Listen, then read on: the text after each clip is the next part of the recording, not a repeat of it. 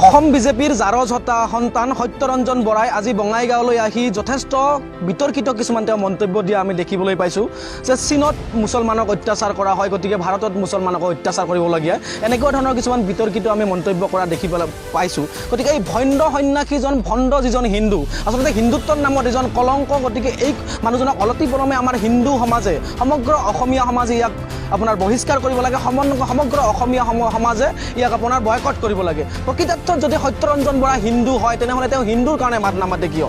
কেৱল মুছলমানক গালি দিলেই হিন্দুত্ববাদী নহয়, কেৱল মুছলমানক গালি পাৰিলেই হিন্দুত্ববাদী নুবুজায়। যদি প্ৰকৃতাৰ্থত তেওঁ হিন্দুৰ হৈ মাত মাতিব খুজিছে, এই যে আমাৰ কেইদিনমান আগতে BSNLৰ 80,000 মানুহৰ যে চাকৰি গ'ল, সেইবিলাক গোটেইবিলাক হিন্দু। কেইদিনমান আগতে যে আপোনাৰ SBIৰ যে আপোনাৰ 30,000 মানুহৰ চাকৰি গ'ল, সেইবিলাক গোটেইবিলাক হিন্দু। আপোনাৰ যোৱা লকডাউনত যে আপোনাৰ 42,000 মানুহৰ মৃত্যু হ'ল, এই গোটেই মেক্সিমামেই ইয়াৰ হিন্দু।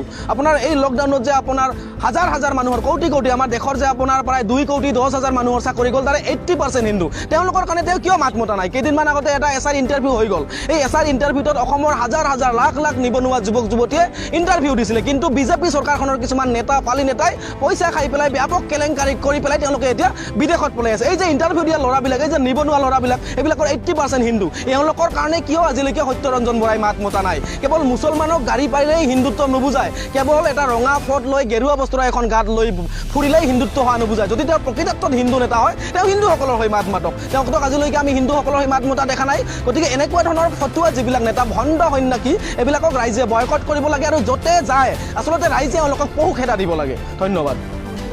সত্যৰঞ্জন বৰা বঙাইগাঁও জিলাত তেওঁ আহি পেলাই আজি যি অপ্ৰাসংগিক আৰু ইছলাম ধৰ্মৰ বিৰুদ্ধে যি তেওঁ কটু মন্তব্য কৰিছে, আমি সদৌ অসম গৰিয়ামৰীয়া দেখি জাতীয় পৰিষদ ধিক্কাৰ দিছোঁ।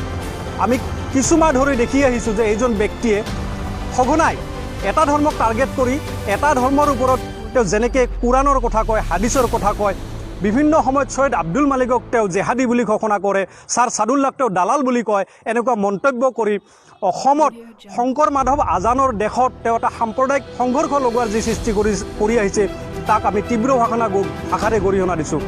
আৰু এনেকুৱা এজন ব্যক্তিক এইখন চৰকাৰে আজিলৈকে কৰায়ত্ব নকৰা কাৰণ আমি বুজি পোৱা নাই।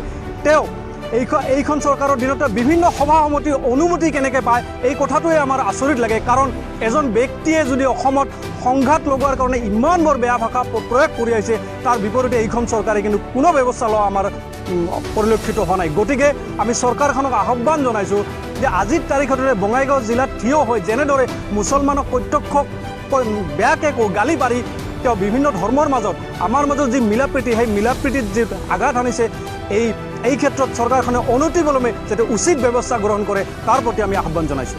ধন্যবাদ।